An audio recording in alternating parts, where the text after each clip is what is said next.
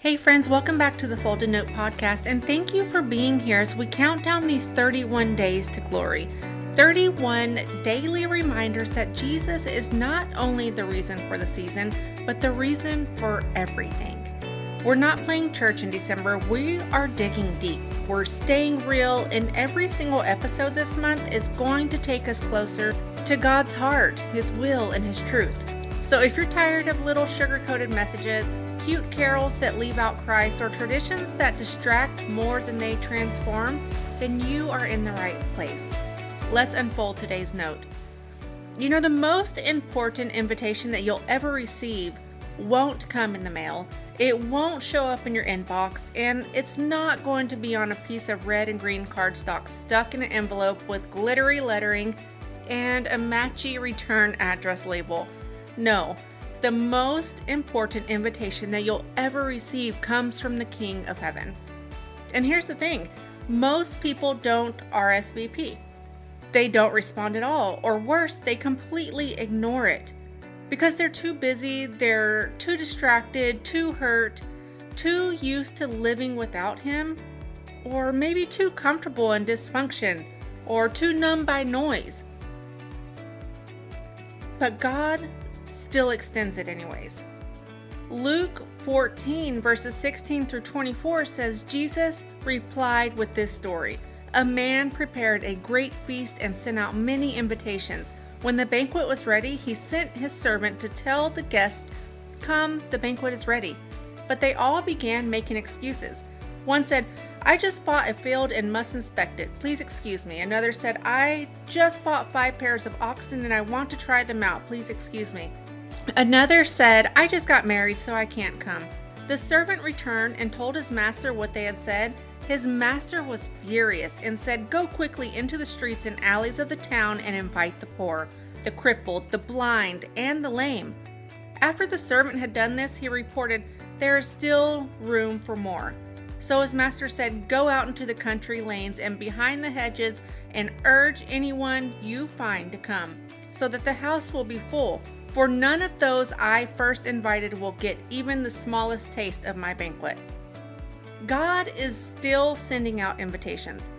But the people that He invited first, the ones who knew better, chose other things.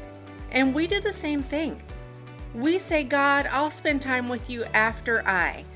Lord, I'll get back to prayer once the holidays settle down. Or I'll dive into your word again in January when I start fresh." But that's the spirit of delay talking. That's the spirit that has stolen more destiny than any demon of destruction ever could.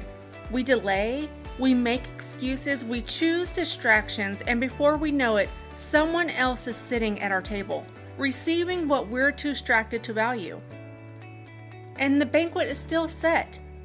What's so wild about this passage in Luke is that the host didn't cancel the banquet just because the original guest didn't come. He didn't shrink it down, he didn't reschedule, and he didn't throw a pity party. He expanded the guest list. And that's what God is doing right now.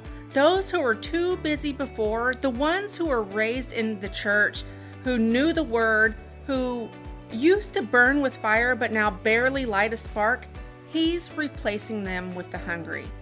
He's raising up those who are poor in spirit, who felt forgotten, the outcasts, the ones who don't look the part, but have that heart that won't quit.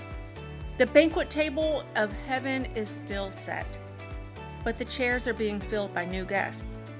And I want us to be real. Most people talk more about Christmas dinner than the marriage supper of the Lamb. They know every dish that they're cooking on the 25th, but they haven't opened their Bible in weeks. They'll decorate the whole house with joy, but can't find joy in their soul. And they'll get mad if someone doesn't show up to a family gathering, but won't show up to meet with God. Can you see the pattern here?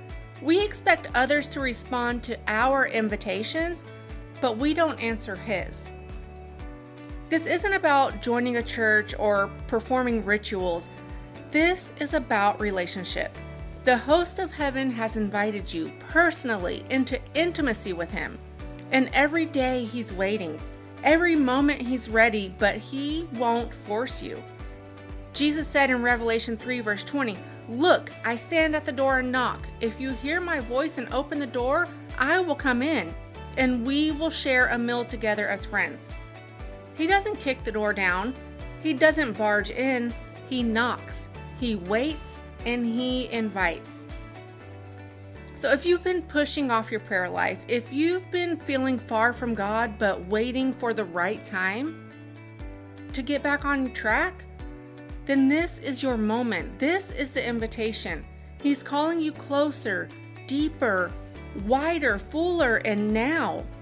Not after the holiday madness dies down, not once the guests go home, not when you feel more spiritual, but right now. I want this to be your RSVP right now to say this out loud. Lord, I'm sorry I've been distracted. I've ignored the invitation, but I want to sit at your table. I want to be close again. I received the invitation today. I won't delay anymore. I'm coming home. That right there just shook the gates of hell, because every time someone responds to the invitation of God's presence, the enemy loses ground. And let me just say this boldly. If Christ isn't the center of your December, you're not celebrating Christmas. You're just decorating. The enemy would love for you to be so wrapped up in gifts, food, lights, and chaos that you forget the one true light of the world. But not this year, not this countdown, and not in this house. God didn't invite you to the table because you're perfect. He invited you because He wants you. He loves you. He delights in you, and He has a seat saved for you. Don't let shame keep you away. Don't let distraction rob you. Don't let doubt lie on you. Just come. Let's close today's note with a prayer. Father, thank you for always inviting us closer, even when we've ignored you, even when we've made excuses or let life get in the way. You never stopped calling us back to the table. Today we say yes. We won't delay any longer. We won't keep pretending that we're too busy. We are SVP right now. Come into our hearts, Lord. Fill our homes and let this month be different. Let our lives reflect you. In Jesus' name, amen.